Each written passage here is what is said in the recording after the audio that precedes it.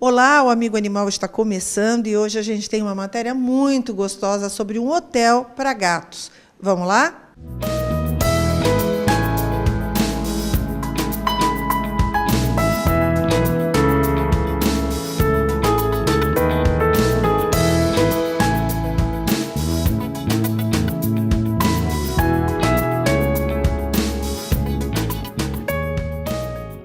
A gente sabe a dificuldade que é financeira quando um animal da gente fica doente, né?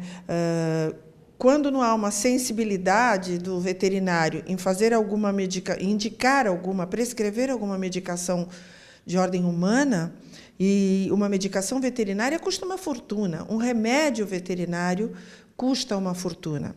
Eu estou aqui do lado do deputado federal Ricardo Trípoli, que é o criador de uma lei, de um projeto de lei, que para nós é muito reconfortante, são os genéricos, medicações veterinárias genéricas, né, deputado? Muito obrigada por nos receber aqui. E explica para a gente, para as pessoas que estão nos assistindo, como é que vai funcionar isso, quando vai funcionar, porque é um alívio para o nosso bolso. Obrigado, eu que agradeço você, Leila, Amigo Animal, pela gentileza. As matérias são sempre extremamente importantes para a área da defesa animal. Esse projeto, que agora já é lei, ele foi sancionado, inclusive, pela Presidência da República, no sentido de agora tornar realidade. Nós recebemos muitas reivindicações, porque os veterinários, quando ministravam algum tipo de remédio, esse remédio custava muito caro. Por exemplo, um antibiótico, R$40, R$50, e vem mais do que necessário para o tratamento do animal. Quer dizer, era um medicamento, eu diria, que mais caro do que para um ser humano.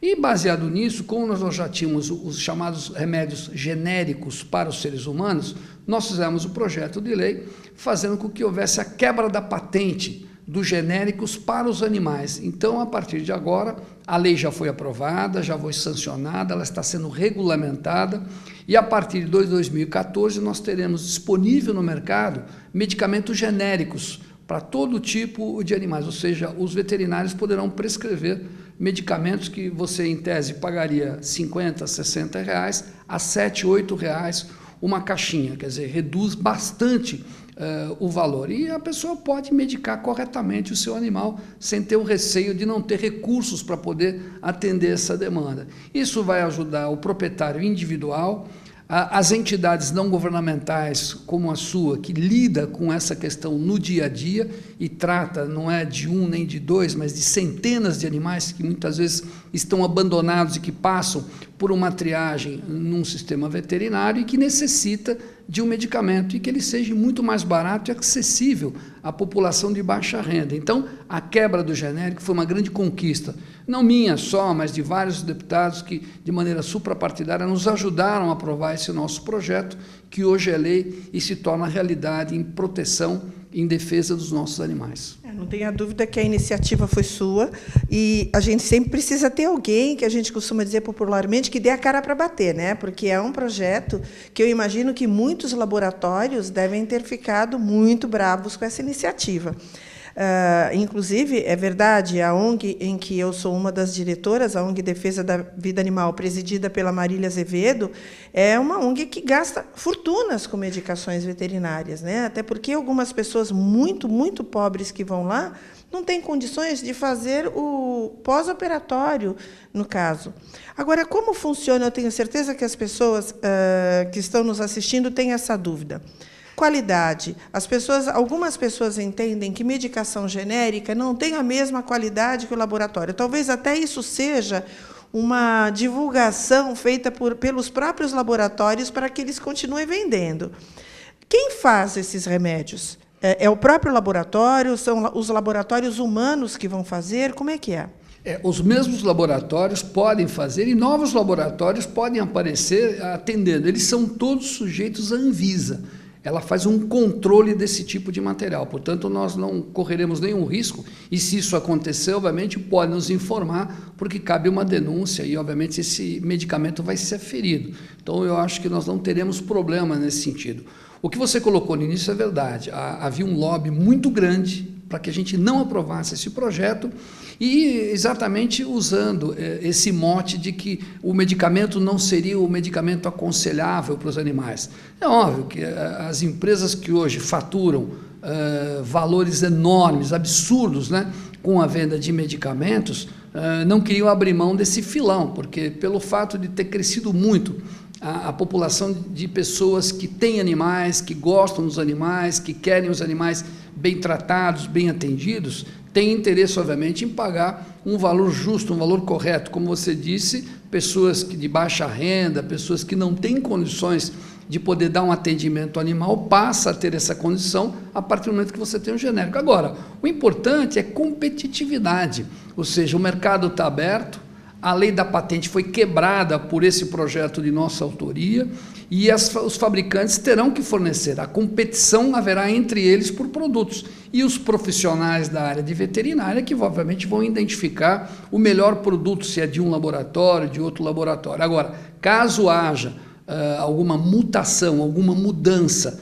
na elaboração e na confecção desse medicamento, a Anvisa, que é um governo federal, estará preparado para, obviamente, atender essa demanda. O Ministério Público vai estar acompanhando e nós, obviamente, a partir do ano que vem, teremos uma saudável competição entre laboratórios, fabricando produtos que atendam os animais, chamados genéricos, a preço bem baixo. Eu acho que é uma grande conquista nossa, daqueles que trabalham e lidam com a proteção animal, porque nós poderemos ter um atendimento mais direto, mais acessível às pessoas que estão com seus animais. Até porque a Anvisa é quem controla também os medicamentos genéricos humanos, então o controle vai ser total e sério, né? Não acredito que haja razão para nenhum tipo de preocupação. O importante é que as pessoas terão condições, até o veterinário, ele vai se sentir mais à vontade em prescrever uma medicação, porque hoje o veterinário consciente, ele quando vai escrever uma medicação, ele já está preocupado na condição financeira do dono do animal,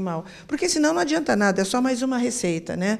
E então, dessa forma, ele vai se sentir mais à vontade de realmente prescrever uma medicação veterinária dentro das condições financeiras do proprietário do animal, o que é muito importante. E continuando nessa linha, quando a gente fala que um animal precisa de remédio, é um animal doente, e um animal doente, às vezes, é um animal que sofreu maus tratos. Nós tivemos agora esse infeliz acontecimento e com um representante do povo, um prefeito de uma cidade lá de Pará, que é um horror, né, pagando a população para matar os animais. E pior ainda, a população que se subordina a receber esse valor e ir lá e matar os animais. E como é que fica o Código Penal? A gente sabe que o Código Penal ainda não foi aprovado, ainda tem muito chão pela frente. Mas o que pode ser feito, deputado? Você é um deputado federal, é um deputado atuante, o Brasil inteiro procura você nas questões de bem-estar animal. Às vezes as pessoas interpretam que, por ser um deputado federal, está distante do povo porque alguém tem que atuar lá em Brasília. E é essa a função dos deputados federais. Quando a gente fala em leis federais, a gente depende dos deputados federais. E você atua muito bem nessa área, a gente está sempre aborrecendo, sempre ligando, ou com a sua assessoria, perguntando como é que fica esse caso. Não existe nenhum, politicamente falando, nada que possa destituir essa pessoa do cargo. O que a gente pode fazer a respeito? Nós, população, e os deputados. Olha, eu havia solicitado uma audiência pública que ocorreu na última quinta-feira, em que esteve presente representantes do Ministério Público Federal, a representante do Ministério Público Estadual, um vereador de Belém do Pará e uma pessoa que mora na cidade, na ilha de Marajó, que fez aqueles filmes que foram para a televisão e que foi agredido por mandantes do prefeito da cidade, que mandou um recado a ele dizendo que ele não poderia ter feito aquilo, que aquilo causou um mal-estar ao prefeito, e de que... Agora ele foi muito corajoso, porque ele quase morreu.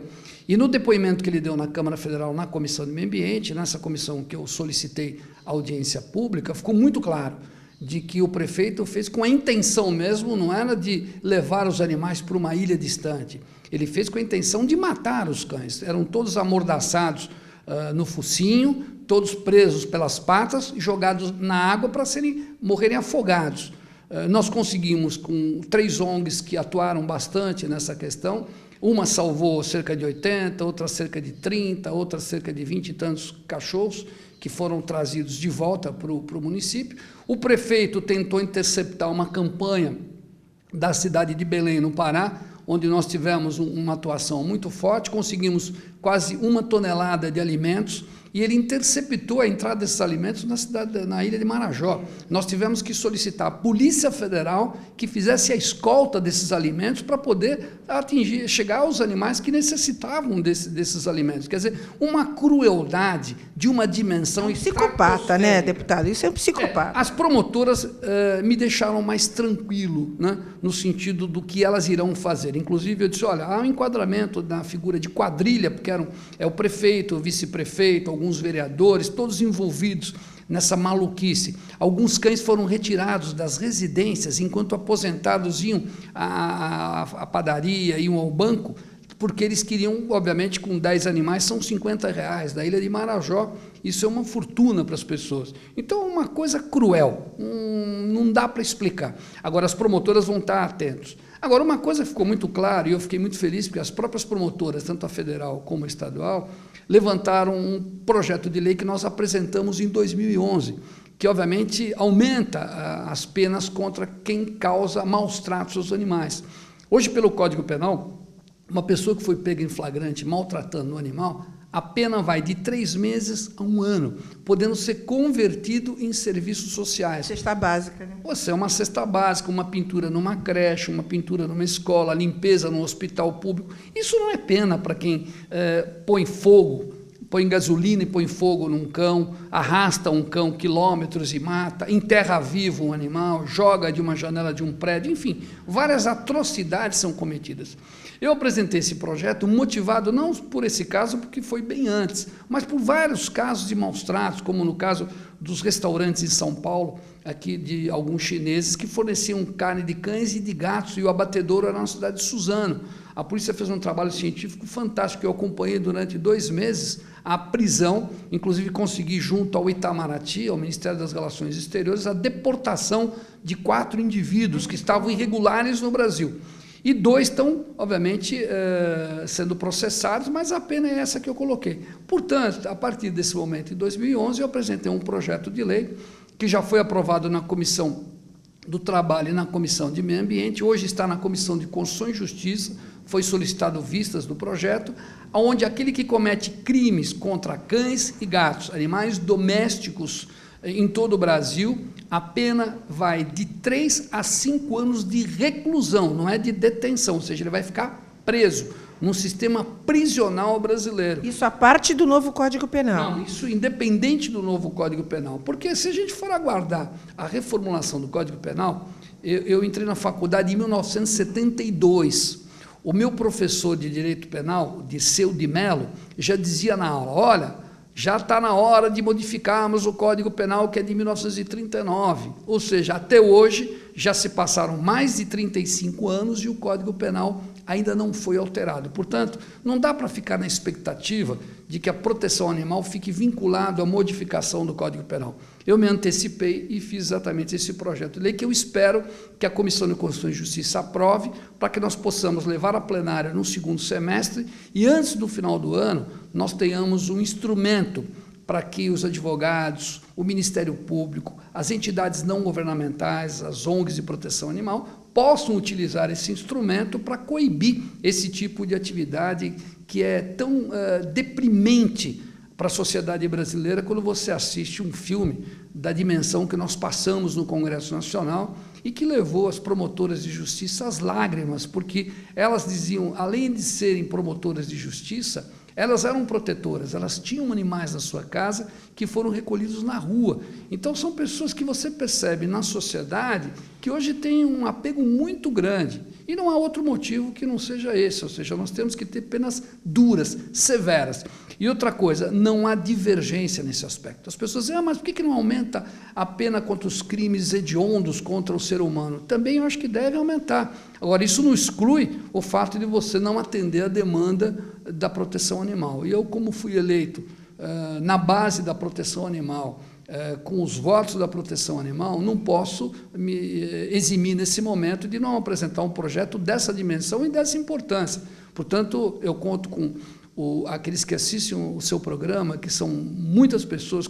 Toda vez eu vou ao seu programa, recebo telefonemas, e-mails de pessoas que acompanham o programa, que nos ajudem, encaminhando ao presidente da Câmara Federal e-mails, cartas, dizendo da importância da aprovação desse projeto pelo plenário da Câmara Federal. Ou seja, nós partiríamos para uma agenda positiva, atendendo os nossos animais domésticos. Quem é o presidente da Câmara Federal? Henrique Eduardo Alves é o presidente da Câmara Federal. É só mandar Henrique Eduardo Alves, presidente da Câmara Federal, e aí você manda o seu recadinho. Olha, projeto de lei que aumenta a pena contra cães e gatos de autoria do deputado Ricardo Trípoli. Seria importante a aprovação desse projeto de lei. Isso daí demonstra que nós somos muitos. Eu, na verdade, sou apenas um instrumento, né? Como dizia um amigo meu, sou um carteiro que leva os recados da sociedade, da proteção animal ao Congresso Nacional, para que a gente transforme isso numa grande realidade. Mas a gente precisa que esse carteiro fique por muitos e muitos anos na Câmara dos Deputados.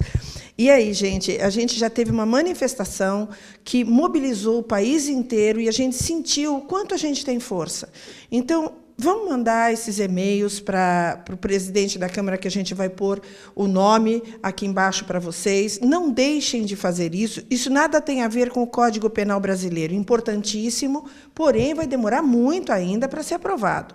Por essa razão, a gente pede que você mande esses e-mails, porque isso é algo à parte, algo que vai se adiantar a mudança do Código Penal, para que a gente realmente possa ver alguém ir para a cadeia por ter cometido maus tratos a um animal. Então, não deixe de mandar seu e-mail cada vez mais para o endereço que está aqui embaixo e dizendo que é um projeto de lei de autoria do deputado federal Ricardo Trípoli, que a gente quer ver aprovado ainda neste ano. Deputado, muito obrigada mais uma vez. É assim, inebriante a gente ouvir você falar, a gente fica, deixa o tempo passar, o Ale fica atrás da câmera fazendo sinal para mim para eu encerrar, e a gente fica cada vez querendo ouvir mais. Muito obrigada, parabéns pelo seu trabalho, e a gente espera poder continuar contando sempre com você.